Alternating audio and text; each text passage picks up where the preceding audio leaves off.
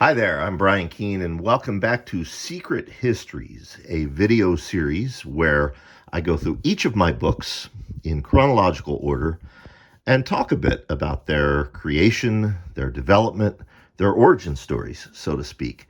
The neat thing about doing this series in chronological order is I've come to realize that over 30 years, I do not remember the order some of my books were published. I bring that up because in our last video, which covered my novel City of the Dead, I said that Earthworm Gods, also published as The Conqueror Worms, would be our next book. But I forgot about Sympathy for the Devil, the best of Hail Satan, Volume 1. So we're going to talk about that first.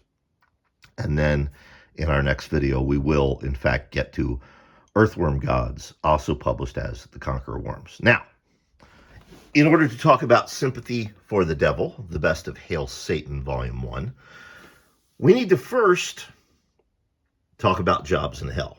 And if you don't know what Jobs in Hell is, we're going to go back in time now. We are going to go to the olden days. In the olden days, there was an internet.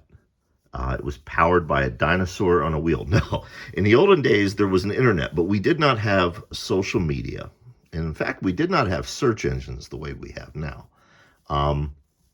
If you want to learn more about that, go back in this series and watch the video I did about the best of Horror Find. What we had were message boards and email. We didn't have TikTok or Blue Sky or Facebook or Instagram or any of that. We had message boards and email. I founded an email newsletter for professionals in horror fiction. If you were an author or an editor or a publisher or an artist, anything like that, you were probably reading Jobs in Hell. I charged $10 a year. That got you 52 issues. We released them, I believe, every Wednesday, except for on September 11th, 2001, we released updates all day long as America was being attacked. We would hear from professionals in New York City who let me know they were safe, and then I let the rest of the world and their peers know that they were safe. Much like these days, if there's a natural disaster or a mass shooting or something like that, people will mark themselves safe on Facebook. This was the equivalent of that. We just didn't have Facebook. We didn't even have MySpace yet, really. And what we had was Jobs in Hell. Jobs in Hell was, as I said, a weekly newsletter. I was the editor and publisher. Our staff included J.F. Gonzalez, Tom Piccirilli, Regina Mitchell, Jeff Cooper, Mike Oliveri, Michael T. Hike, Rain Graves, Mark McLaughlin, several other people. And, you know, the masthead would change over time as people had other things to do and people came and went. As I say that, Dallas has decided to come into frame. Hi, buddy. But each issue started off with an editorial by me. Then we would get to news stories that impacted our industry.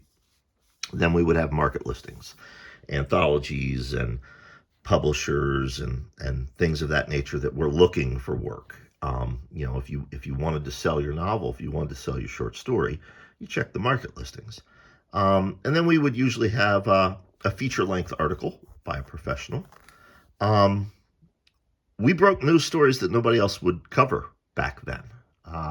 Years later, we adopted the same stance for my very popular podcast, The Horror Show with Brian Keene. But it all started with Jobs in Hell. For example, you may be familiar with the loathsome Edward Kramer, former publisher, former editor, former founder of Dragon Con. If you are not familiar with Edward Kramer, Google him and you'll become very familiar, and he's just full of ew. But we were the first venue to factually report the allegations regarding Ed Kramer. before anybody else, certainly before any of the media. Jobs in Hell was reporting on it. And that kind of risk taking got us a lot of support from people whose support really helped us out. Uh, Established veterans and professionals like Ellen Datlow, F. Paul Wilson, Richard Lehman, Jack Ketchum. They were all early supporters, early cheerleaders. Um, to the point where Jobs in Hell eventually won a Bram Stoker Award. If you've never seen a Bram Stoker Award in person, this is it. If you've read my novel, The Complex, this is what they use to smash through a cheap plaster wall. The little doors on the statues open. I'm told that earlier years, the doors actually break off. Mine never have, but yeah, right there we go. 2001, Superior Achievement Nonfiction, Jobs in Hell, Brian Keene. That was my first but not last Bram Stoker Award. Why am I talking about Jobs in Hell and a Bram Stoker Award for a book called Sympathy for the Devil, The Best of Hail Satan, Volume 1? Well, as I said, I used to have an editorial in every issue of Jobs in Hell.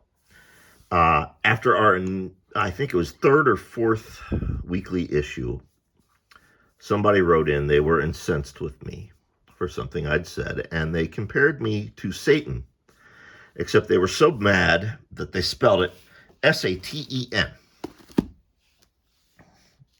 Saten. I liked that so much that my editorial column became called Hail Satan, something which Tom Piccirilli and J.F. Gonzalez were just delighted over, and encouraged me to do that. When Jobs in Hell, when I sold it to Kelly Lehman, because I wanted to focus more on writing, at the time blogging was becoming a big thing. So I named my blog Hail Satan. Sympathy for the Devil, The Best of Hail Satan, Volume 1, collects not all, but the best of those early editorials from Jobs in Hell and those early blog essays. I say not all because I mean just that, not all. There's a lot of stuff that it really has no value in being reprinted like this.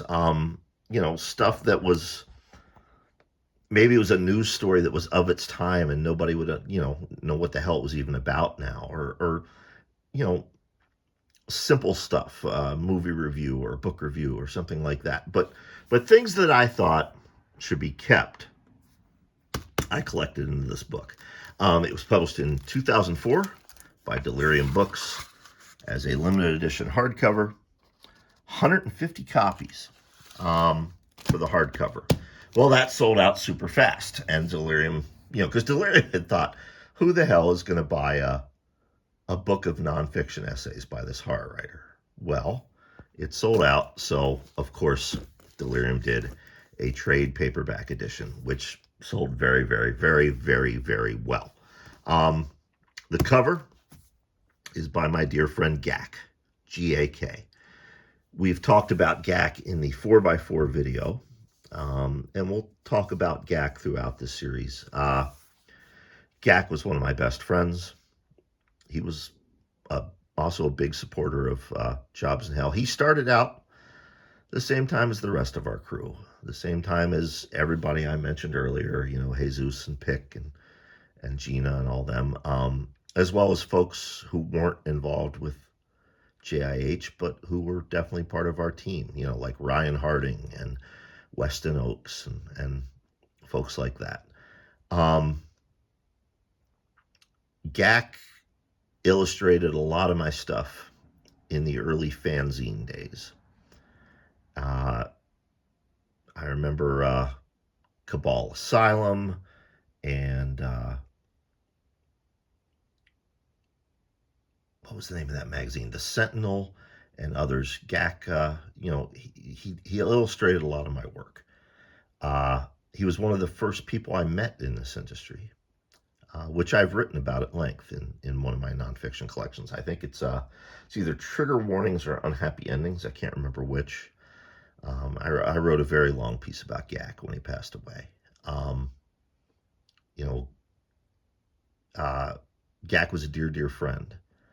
Uh, I have very fond memories in 2001 of me and him and Ann Lehman, Richard Lehman's widow, driving up the coastal highway from Los Angeles all the way up to Seattle, uh, doing some book signings and stuff along the way, stopping at Mount Rainier, stopping at Bodega Bay where Hitchcock had filmed The Birds. He was a dear friend. And